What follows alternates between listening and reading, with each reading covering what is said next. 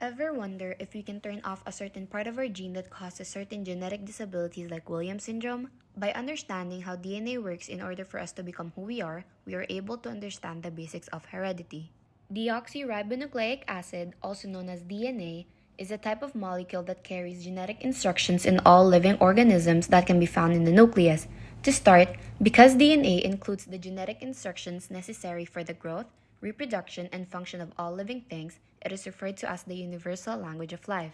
Due to the information stolen from Rosalind Franklin, who had used X-ray diffraction to uncover the structure of DNA, James Watson and Francis Crick were able to determine what its structure looked like.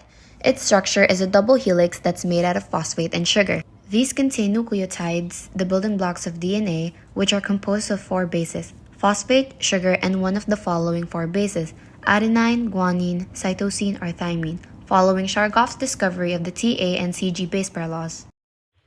Now that we know what DNA is and why it is the universal language of life, let's now try to understand how genetics work. Epigenetics is the study of how an individual can modify how their genes are expressed. For example, certain genes become active or inactive at a particular age. Our DNA can alter as a result of our actions and surroundings.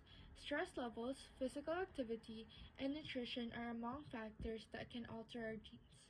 Nature and nurture, or how much nature and how much nurture, has replaced the old dichotomy of nature versus nurture. Research indicates that, contrary to popular belief, some diseases such as heart disease are more the product of nurture than nature. Furthermore, the documentary reviewed in Class on Twins, Pain Threshold, only serves to demonstrate that the proper issue to ask is not whether nature or nurture is more important, but rather how much each is.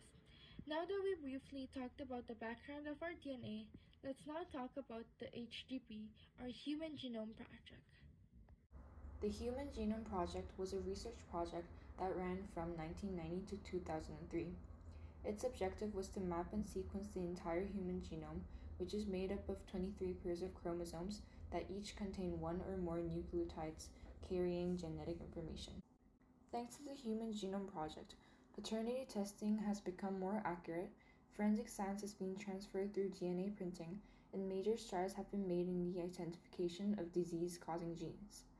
It has also sped up developments in biotechnology and medical research and cleared a path for personalized therapy.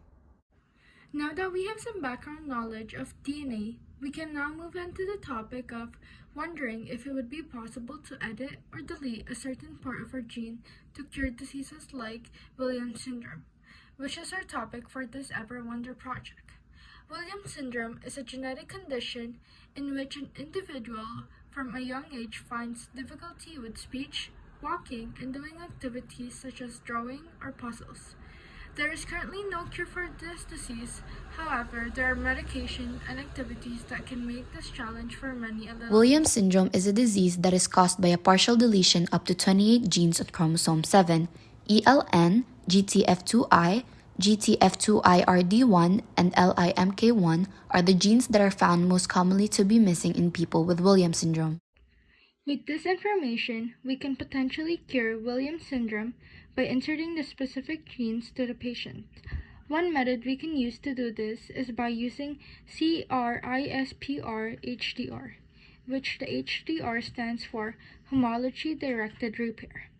CRISPR-HDR is a system where you can directly edit parts of the genes. Here's how it works.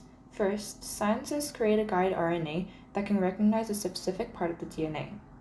Then, the guide RNA is attached to Cas9, a pair of molecular scissors, and is sent to the target cell.